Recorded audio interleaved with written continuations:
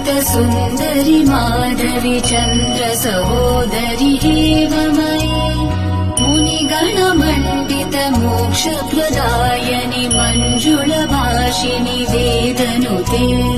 पङ्कजवासिनि देवसुपूजित सद्गुणवर्षिणि शान्तियुते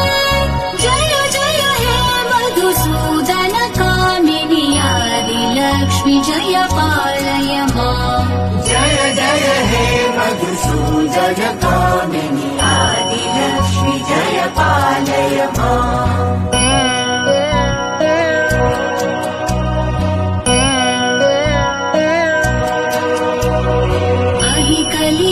कलिकल्मषनाशिनि कामिनि वैदिकरूपिणि